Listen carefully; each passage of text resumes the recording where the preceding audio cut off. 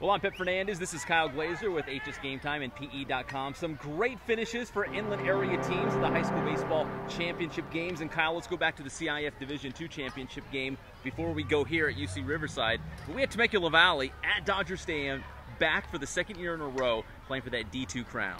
You know, it was really interesting. You could tell that their experience there last year helped them this year. Last year they got there, made 3 errors, 2 pass balls. You can tell they were nervous. This time around, none of those nerves. They didn't have any errors until the very last inning. On the other hand, Aliso Niguel looked like Temecula Valley did last year. They made 2 errors early on, had a wild pitch. TV jumped on them, got out to a 4-0 lead just because of all those mistakes in the first inning. And Aliso Niguel sent their ace, Molnar, right to the hill, a guy who had beaten Great Oak in the, I believe it was the quarterfinals. But Temecula Valley looked sharp against him, right? And like you said, they were kind of their own worst enemy, I guess, against the Golden Bears. Yeah, you know, Aliso Niguel and Temecula Valley have some history. Temecula Valley beat Aliso Niguel in last year's quarterfinals, and they really hit Molnar hard, probably more than any other team has in Molnar's high school career.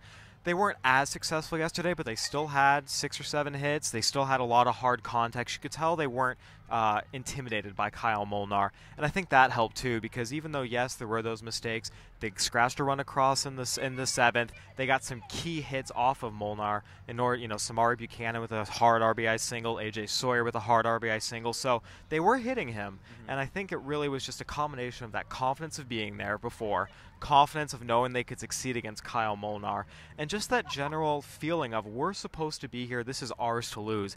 That all helped Temecula Valley lead start to finish. I mean, they never trailed, and they were ahead by at least 2 runs the entire game.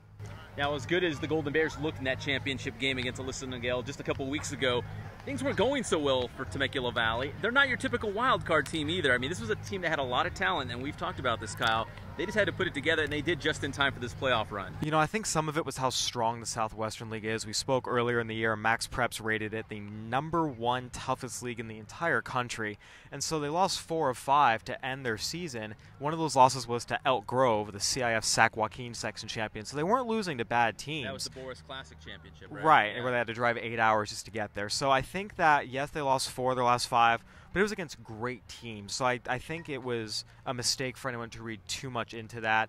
They rededicated themselves before the postseason, said, hey, we have 17 seniors. We feel like this is ours to lose. And they went about and did it. You know, their 6 postseason wins, they outscored their opponents 32-11. Wow. I mean, it wasn't like they were scraping across a bunch of 1-run wins. There were a couple close games, but, I mean, they really went on a great run here. Everyone thought they should be here. They had the talent to be here, the coaching to be here. And guess what? They did it, and that's a testament to their skill, their experience, their perseverance. Is that the first CIF title, baseball title for Temecula Valley? It is. You know, they've had some really great teams there. 3 teams have been runners-up. They've had a lot of future pros, a couple section record holders, and a lot of draft picks. But this was the team. You know, Temecula Valley opened in 1985, 29 years, a lot of great baseball teams. This is the one that got the job done. All right, congratulations to Temecula Valley, your CIF Southern Section Division II champion. Now back here at UC Riverside, the Division VII championship game, Nuview Bridge making their title game debut, taking on Riverside Prep. And let's go ahead and just start with the finish. Bizarre, wacky, wild, whatever you want to call it, but the Knights got it done in the end. Yeah, you know, first of all, they were down 2-0 in the 4th. I mean, they had made 4 errors. They weren't doing too well offensively. They didn't look great. But isn't that their MO? They always kind of come back at the end? Exactly. They won 2 games in walk-off fashion here in the postseason, and they scraped and clawed their way back. You know, they tied it up in the 4th. They got the go-ahead run in the 6th, and then just for drama's sake, I mean, to have, 2 runners on, a tying run on second, 2 outs, you think the go-ahead single goes through, and there turns out to be a bit of a rundown on the bases, some confusion. Before you know it, 2 guys are standing at second. Riverside Prep, just a bad base running mistake there. Yes. Nuview Bridge tagged both guys just to be sure. Yeah. One of them got called out, and boom, that was it. Division VII, you're more likely to see some craziness like that. But it was exciting. Give a lot of credit to Nuview Bridge. This team had a lot of fight, a lot of heart.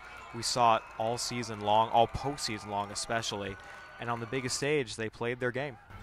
Yeah, they've had a history of falling behind, but always putting it together at the end. You talked about the 2 runs to battle back and tie it, and in the bottom of the 6th, it was a squeeze play that was the difference for the Knights. Yeah, you know, Michael Horton was Mr. Everything today. He pitched a complete game on the mound, 5-hitter, didn't allow an earned run, really was great on the mound, and then did the job offensively too. He got the first RBI single of the game to get them on the board, and had that suicide squeeze there, and actually beat it out for a single. That's right. You know, for the go-ahead run in the 6th. So really great job of a guy. You know, Michael Horton is their #1 starter. He closed out, I believe, their semifinal game. He's been Mr. Everything for them, and the junior really stepped up on the biggest stage, and that's what you have to win championships. Your best players have to play their best, and he did.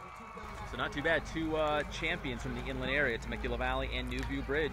One thing that's really cool is we've talked about Temecula Valley was kind of supposed to be here. They've been ranked really high all year. Nuview Bridge was #1 or 2 in the Division 7 poll pretty much all year. I mean, these are 2 teams who, you know, there were a lot of expectations, and sometimes, especially with high schoolers, a lot of expectations. It's too much pressure. They can't really handle it. Well, yeah, I mean, every year we have teams that are supposed to be better than they actually end up being. These 2 teams, I think, did a great job of managing the expectations, having a mature approach to the pressure. They were supposed to be here, they got here, and they got the job done. All right, so congratulations, Nuview Bridge, your Division 7 champion here at UC Riverside. And, of course, on Friday night, Temecula Valley getting the job done in Division 2 at Dodger Stadium. For Kyle Glaser, I'm Fernandez, and thanks for watching High School Game Time.